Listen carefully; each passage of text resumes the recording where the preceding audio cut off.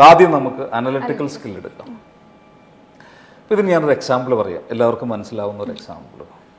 ഇപ്പം നമ്മൾ സ്കൂളിലൊക്കെ പഠിക്കുമ്പോൾ മാത്സ് പഠിപ്പിക്കുന്ന ടീച്ചേഴ്സ് നമ്മളോട് ചില ചോദ്യങ്ങളൊക്കെ ചോദിച്ചിട്ടുണ്ട്. അപ്പോൾ അതിലൊരു എക്സാമ്പിൾ ഞാൻ പറഞ്ഞു കഴിഞ്ഞാൽ, ഞാൻ നിങ്ങളുടെ കയ്യിൽ ഒരു 5 ചോക്ലേറ്റ് തന്നു എന്ന് സങ്കല്പിക്കുക. അതിൽ 2 നിങ്ങൾ നിങ്ങളുടെ ഫ്രണ്ടിന് കൊടുത്തു, ബാക്കി എത്രയുണ്ട്? ഇത്തരം ചോദ്യങ്ങൾ കേട്ടിട്ടില്ലേ? അപ്പോൾ കാവേരിയോടാണ് ഈ ചോദ്യമെങ്കിൽ കാവേരിയുടെ ആൻസർ എന്താ? എന്തായാലും നമ്മൾ ഫസ്റ്റ് 3 എന്ന് ആൻസർ ചെയ്യും. 3 എന്നാണ് ആൻസർ പറയുന്നത്.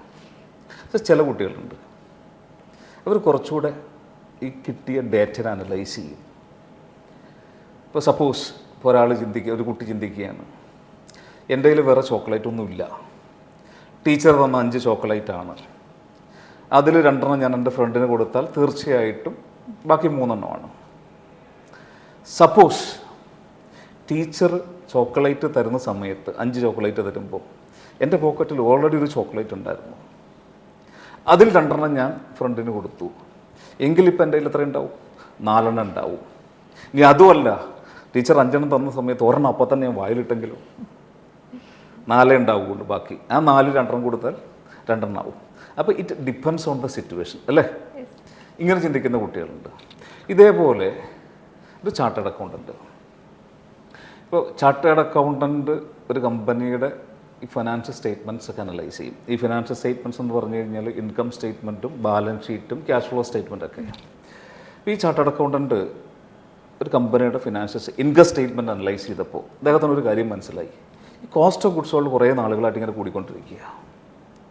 അപ്പം അദ്ദേഹം ഇതിൻ്റെ റീസൺ അന്വേഷിക്കും. അതൊരു പക്ഷേ ഈ റോ മെറ്റീരിയൽസിൻ്റെ പ്രൈസ് കൂടുന്നതുകൊണ്ടാവാം, അതല്ലെങ്കിൽ കമ്പനി സപ്ലയറെ ഡിസൈഡ് ചെയ്തപ്പോൾ പ്രോപ്പറായിട്ട് നെഗോഷിയേറ്റ് ചെയ്യാത്തതുകൊണ്ടാവാം, അതല്ലെങ്കിൽ ഈ പറയുന്ന പ്രൊഡക്ഷൻ പ്രോസസ്സ് ഇൻഎഫിഷ്യൻ്റ് ആയതുകൊണ്ടാവാം, ഒരുപാട് വേസ്റ്റേജ് ഒക്കെ സംഭവിക്കുന്നുണ്ടാവാം. അപ്പോൾ എന്താണോ ഇതിൻ്റെ റീസൺ എന്ന് കണ്ടുപിടിച്ച് ഇനി കറക്ഷന് വേണ്ട സജഷൻസ് മാനേജ്മെൻറ്റിന് കൊടുത്ത് കമ്പനിയുടെ പ്രോഫിറ്റബിലിറ്റിയും ഈ കോസ്റ്റ് കുറയ്ക്കുക, പ്രോഫിറ്റബിലിറ്റി കൂട്ടാനുള്ള മെഷേഴ്സ് അല്ലെങ്കിൽ ഇൻഫർമേഷൻ ഒരു ചാർട്ടേഡ് അക്കൗണ്ടൻറ്റ് കൊടുക്കുമ്പോൾ that is his analytical skill.